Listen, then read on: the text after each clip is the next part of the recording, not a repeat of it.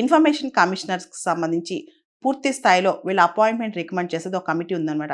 ఆ కమిటీకి చైర్మన్ అంటే ఎవరెవరు సెంట్రల్ ఇన్ఫర్మేషన్ కమిషన్లో ఉండాలి అంటే చీఫ్ ఇన్ఫర్మేషన్ కమిషనర్గా ఎవరు ఉండాలి, అదేవిధంగా ఇన్ఫర్మేషన్ కమిషనర్స్గా ఎవరు ఉండాలి, దీనికి సంబంధించి ఒక కమిటీ ఉంది. వాళ్ళ నియామకాల కమిటీ ఉందన్నమాట. అంటే వాళ్ళ నియామకాలని రికమెండ్ చేసే కమిటీ ఉంది. ఆ రికమెండేషన్ బేసిస్ మీద ప్రెసిడెంట్ వాళ్ళని అపాయింట్ చేస్తారనమాట. ఆ కమిటీకి చైర్మన్గా భారత ప్రధాని ఉంటారు. ఏదైతే సెంట్రల్ ఇన్ఫర్మేషన్ కమిషన్ నియామకాల రికమెండేషన్ కమిటీ ఉంటుందో దానికి చైర్మన్గా మన ప్రధాని ఉంటారు. ప్రధానితో పాటు లీడర్ ఆఫ్ అపోజిషన్ ఉంటారు. ఆయనతో పాటు ఒక యూనియన్ క్యాబినెట్ మినిస్టర్ ఉంటారు అనమాట. సాధారణంగా వాళ్ళు హోమ్ మినిస్టర్ అయి ఉంటారు. అంటే ముగ్గురు ఉంటారు.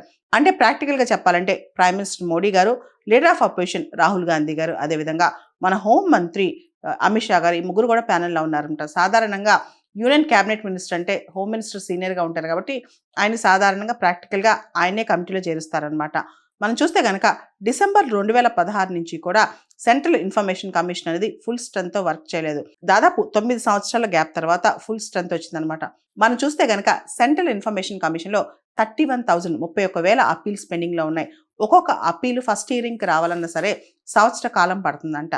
ఇక్కడ మనం చూస్తే భారతదేశంలో సమాచార హక్కు చట్టం అనేది 2005 నుంచి అమల్లో ఉంది.